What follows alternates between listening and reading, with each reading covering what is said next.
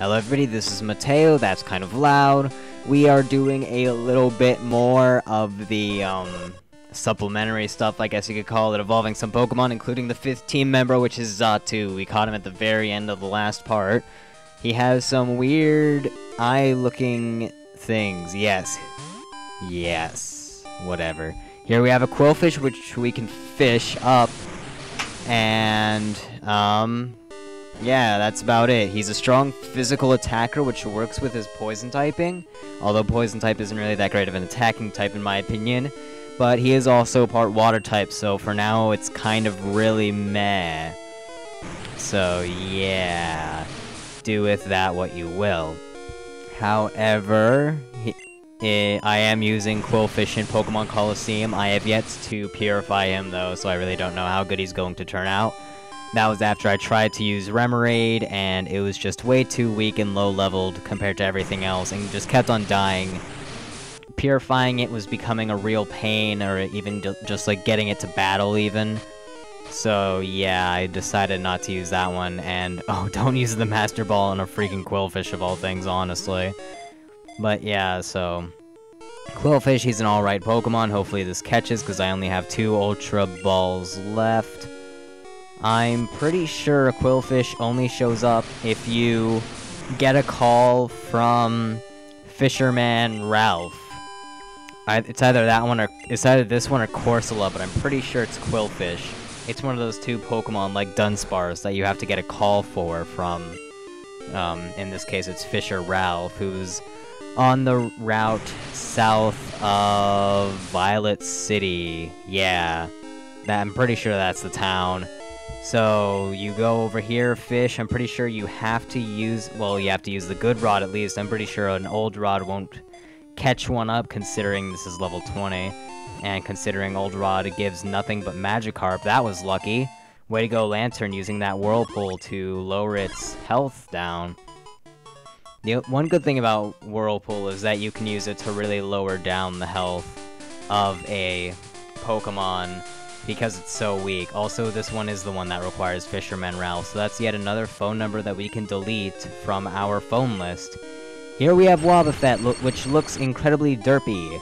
However, in this generation, this is the generation where it does not yet have pink lips as a girl, as you can so plainly see, which is a really odd, gender-specific sprite, I have to say, giving it pink lips or whatever. And that's kind of really odd. But you know, whatever they want to do. Okay, but Wobbuffet is a gigantic wall. For a very long time, it was banned because of how good it was. And now, not so much, but it's also not as good as it used to be. Pokemon became much more powerful in terms of attack, and with the inclusion of gems and choice items, mainly, and Life Orb and stuff like that, Wobbuffet can't really hold his own as much anymore, so he's now allowed in VGC, as far as I know. Yeah, I'm pretty sure he's allowed. So that's the thing. Now, if we could only weaken him and catch him, that'd be great. Hopefully, I have 50 Ultra Balls this time around. There's no way it's running out. I just want to move those up top so I don't accidentally use the Master Ball, which would really suck. I'm probably going to save that for one of the 3 roaming Pokemon, or 2 in this game. Either Raikou or Entei. One of them's going to be caught by the Master Ball, or at least that's what I'm hoping for. So, yeah, that's Wobbuffet. We will not be using him. He's a Psychic type. He's very wally, but otherwise, I'm not a huge fan. I don't really think that the main Pokemon story, or the main story of the games is really the place to be using a wall. However, in the metagame, he can turn out to be pretty good, if you can predict well enough. At level 20, Wooper evolves into Quagsire. It gains a Water Ground typing, so that's kind of nice. A lot of people use it, so a lot of people like it. And of course, my item pocket is full. Luckily, she doesn't just throw it away, which would really suck. We just have to get rid of something, which I think will be... yeah, Burnt Berry, yeah. Just these berries are never really used. Whoa, okay, throwing away the Max Repel as well, just in case. But here we got another Thunderstone from this lady. Is this the last one we need? Maybe. It's at least the second to last one. Okay, showing up behind Schoolboy Alan now, he has a Firestone for us. We will use the Thunderstone later. Currently, we don't have a Pokemon to use it on. I think, either that or I was just waiting to get another stone to use them at once. No, I think that's the last Thunderstone we need from that girl. Once you get all of them that you need, you can go ahead and delete her from your phone number list. Although, if you find yourself wanting to use a Pokemon that evolves by an evolutionary stone, but you've deleted the person that gives it to you, no worries, just go back and talk to them again. You just have to remember who they were. Talk to them again, they'll offer to give you their phone number a second time, and then you can eventually get called to get said stone. Unfortunately, you do not get stones from these guys in Heart Gold and Soul Silver, which was one thing that I wasn't a huge fan of. You actually have to do the Pokeathlon in that game if you want to get the stones, and they cost quite a bit of points. Just by the way. So if you want to evolve your Stone Evolution Pokemon, that's how you do it. It's not the same in this game, I think I should mention that. Okay, we had a couple of evolutions there at level 30-something, you probably saw in the video. Swinub evolves into Piloswine, a pretty awesome ground ice type. I really like it, and although it would be even better if it got its third evolution from the 4th generation Mamoswine, but unfortunately it doesn't, so it's not as good as I would like it, basically. Also, we got Umbreon, which is a new evolved form, well, then new, I guess. It's an evolved form of Eevee when you level it up and have it be all friendly and stuff to you during the nighttime specifically. There you'll get Umbreon. And for Espeon, it's the other new evolution of Eevee, and you get it when you have high friendship with it during the morning or daytime.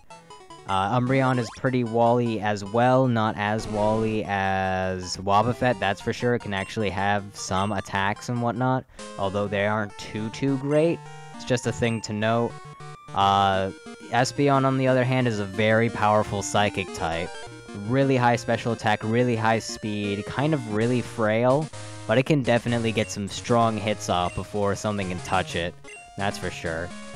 And then lastly, we went to Ilex Forest for a second to headbutt a tree to catch a Pineco. I'm way behind on this, just by the way. Also, we're in Kanto. This looks familiar, except not to our character here, but it looks familiar to us. Anyways, we also got Pineco there, which evolves into Forretress, which becomes a Bug Steel type, I believe. Maybe Grass Steel. I'm pretty sure it's Bug Steel. And it is also a huge wall. It gets a few attacks, but most of them do near to nothing. And it really is just meant to wall, set up Toxic, or Spikes, or Stealth Rock in later games. I'm pretty sure it can learn Stealth Rocks. Also, we have a Goldeen here, a Pokemon battle that I forgot to cut out, so we're just gonna run away, I guess. Yep, there we go.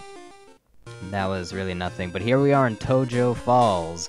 It is a very short dungeon that really doesn't matter in the slightest. It's just a thing to make sure that you have gotten all 8 badges, and they do that by putting this waterfall in your path.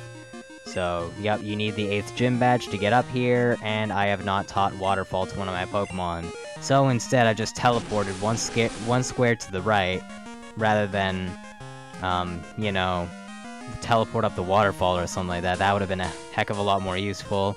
Although apparently within that teleportation, one of my Pokemon learned Waterfall, so I was able to scale that there. Waterfall. How many times have I said Waterfall?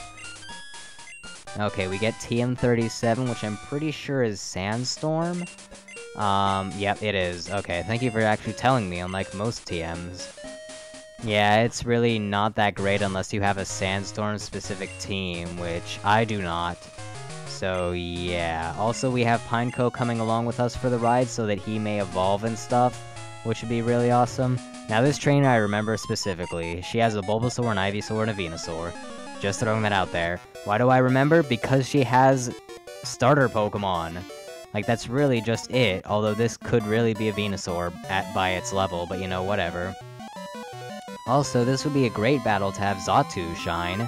I mean, Flying is super effective against Grass, and Psychic is super effective against Poison, so he has all his bases covered in this battle, but nope, apparently Heracross is gonna hog some more of the limelight.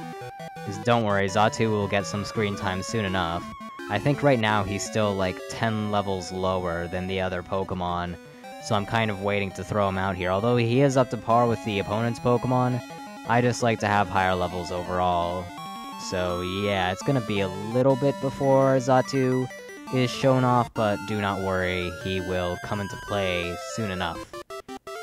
Okay, Pineco gaining major levels there, just by the way, 3 whole levels, which is pretty awesome. He evolves around level 30-something, I want to say. So hopefully he evolves soon. I mean, we have all these really strong trainers coming up. All these trainers who are on their way to the Pokemon League, but are still just kind of standing there, I guess. Ah well. Cool trainer Blake, he has a Magneton, one of my favorite Pokemon. Yeah, I realized that this Let's Play, and it's pretty neat. I especially like its new evolution from the 4th gen. Probably my favorite thing of the 4th gen was all the new evolutions that they added. I just wish that you could use them all in the main game, and that's why I don't like the 4th gen as much as the others, because you can't use all the new Pokemon immediately. And by that I mean in the main game. I get that they wouldn't want to give you a Rhyperior right in the first route of the game, that's not what I mean by immediately, but you know, whatever. Also, this here's an Execute. It has a blinky face. It just blinks in and out of existence, I guess. So we can just Horn Attack it a couple times, and there you go. Interesting thing about Heracross, though, I just now remembered this, even though I was trying it like 5 minutes ago. Well, 15 minutes ago now. Yeah, technically, because it's been 11 minutes of recording. But I have been trying a Heracross for my VGC team, and it is really awesome. Very. I am really liking it. It is a powerhouse. Only thing that's really playing against it is its huge flying weakness, and considering the rest of my team so far for VGC, there is definitely a very high flying weakness there, and I need to do something about that. I think I'm gonna get rid of my Poliwrath in favor of something that can take on flying types. So yeah, probably some electric type as well, just so I can make use of thunder and the rain and whatnot. But yeah, I'll just think of that later on. But yeah, VGC's coming up in like 4 months, so I really shouldn't be talking about that much. Oh man, Blast from the Past. Okay, the original Pokemon Crystal Let's Play, which I really do not suggest watching if you want to keep your ears. But the original the original Pokemon Crystal Let's Play, I talked about VGC a lot in that, despite the fact that it was months to come. In fact, around this time even, except last year, no, 2 years ago now. Wow, it's been a long time. But I talked about VGC a lot then, and how excited I was and whatnot, and how I was trying to make a good team or whatever, but I was just having no luck whatsoever. I was really green at that point, I guess you could call it. I was really a huge noob. I understood EV training and whatnot, and natures, but that was about it. I just tried to put together 6 Pokemon that I really liked and thought were cool. Bisharp was one of them. Although I really didn't do a very good set with him, because, like, I gave him Iron Head, Night Slash, and Swords Dance and Protect. And if you know the VGC metagame, it's really not one where you want to set up something like Swords Dance. And second off, no Sucker Punch on Bisharp, what the heck. Just by the way. I couldn't breed it to get said move. I'm pretty sure you have to breed for it, which kind of really sucks. Oh, I'm gonna have to do that soon, darn. Yeah, speaking of that, Bisharp is another Pokemon that I'm planning to use in my VGC team, at least so far. But I'll get to that much later on. Right now I'm kind of focused on school and whatnot, but I am putting plans together at least to finalize my team. And I do think I'm getting kind of close to finalizing it, which is great. So I just need to figure out the last couple Pokemon, like maybe getting rid of Poliwrath for something else, so I don't have too huge of one weakness or whatever. And then I can start figuring out what the best EV sets would be to maximize bulk and attack, and then I can start actually making them in the game. Which is why I really like Pokemon battle simulators like Pokemon Showdown. It allows you to just instantaneously make these Pokemon without hacking, try them against other people who instantaneously made their Pokemon so you could really battle anything at any time. And just test out your Pokemon to see how they're working before you put in the hours of work that it takes to make them for real. So that's just a really nice thing. Of course, you could always just hack the Pokemon, but I, for one, do not like to do that. I want to make my Pokemon legit and really feel more... I just kind of feel like if I were to hack it and I were to win, I'd just be like, oh, okay, I won. But if I were to not hack it, spend, like, let's just say 10-15 hours putting together the team, training and everything, I would feel a lot better about winning, like more proud, I guess, because they were the Pokemon that I sunk quite a few hours of time into to get to be the best that they could be and whatnot. But, well, that's Pokemon philosophy under the bridge, I guess. I don't know, what do you all think of hacking and stuff? I think it's all... well, I have to say, I think it's alright if you are just going to be battling against a friend and they are also doing it. But if you're going into like a competitive field like Pokemon VGC, I would like them to at least put in the time to level up and train up their Pokemon properly. I mean, I'm completely okay with RNGing just because anybody could really do it and it's not using external game things like Pokesav or something would, as well as I personally would want my battle to be decided more by skill rather than just some random invisible numbers, so I'd like to take those out as much as possible. So I'm completely okay with RNGing, because I still have to put in the several hours to train them up and actually get them to be good, and get the Pokemon that I need as well. So, yeah, that's my whole spiel on it. What all do you think? Especially if you're in the competitive battling field. Also, if you are in the competitive battling field and are heading to Nationals in Indiana, let me know, because I'm probably going to be there July 4th to July 6th, maybe 7th.